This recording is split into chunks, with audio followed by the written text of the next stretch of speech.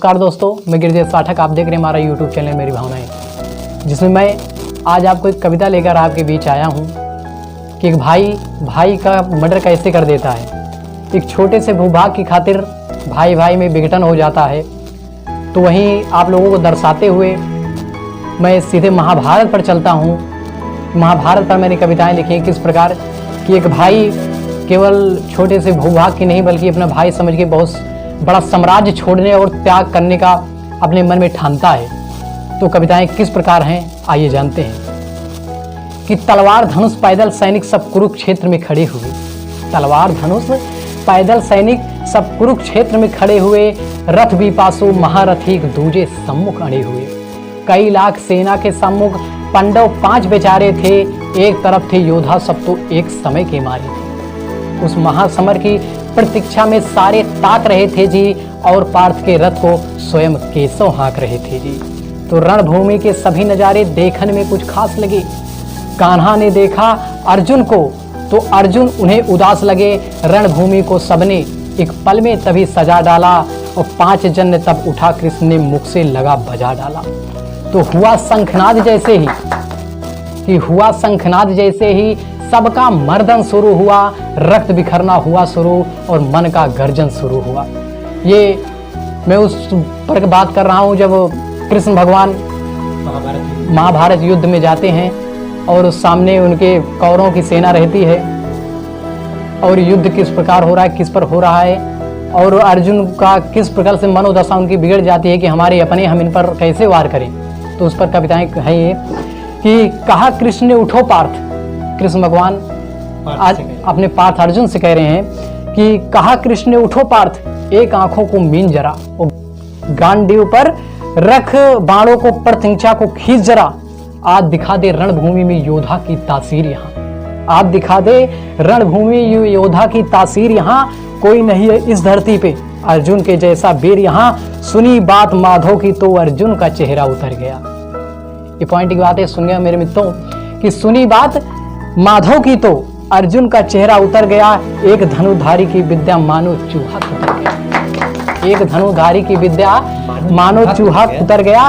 बोले पार्थ सुनो कान्हा, ये जितने सम्मुख खड़े हुए हम तो इनसे सीख कर 5 भाई बड़े हुए।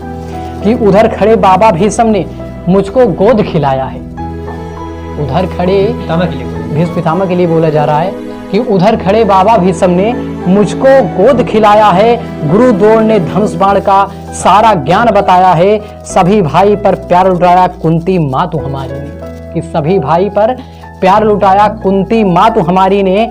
कमी कोई नहीं छोड़ी है प्रभु माता गंधारी ने। ये जितने जम सम्मुख खड़े हुए हैं सभी पूजने लायक है।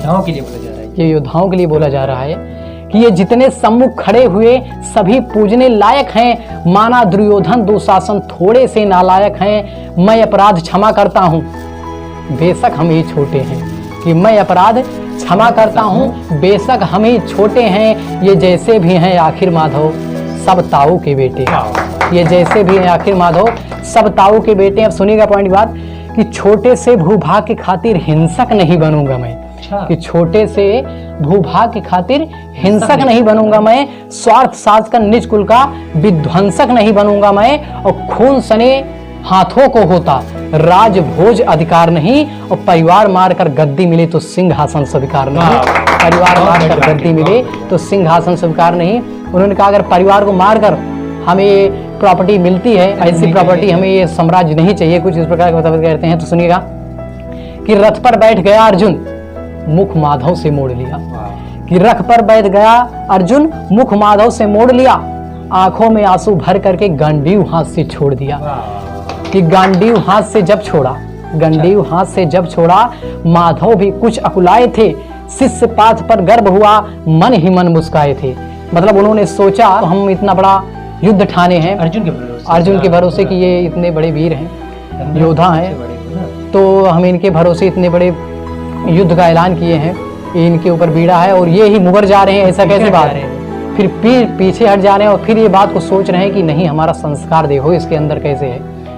इसका हमारा संस्कार ये है कि ये अब भी कठिन परिस्थिति में भी सोच रहा है कि हम अपने बड़ों पर वार नहीं करेंगे। तो वाकई में ऐसे संस्कार को अर्थ उनका तो आइए जानते हैं कि मन में ठान लिया मन में ठान लिया बुद्धि, अर्जुन की न मैं सड़ने दूंगा, इस महासमर में पार्थ को कमजोर नहीं पड़ने दूंगा। ये माधव सोच रहे हैं, ये कृष्ण भगवान सोच रहे हैं कि ये हमारा संस्कार की वजह से विचलित हो रहे हैं, रणभूमि नहीं लड़ पा रहे हैं। लेकिन उसके बाद फिर क्या होगा आइए जानते हैं कि उसके बाद सभी ग्रंथों का एक महान शुरू हुआ।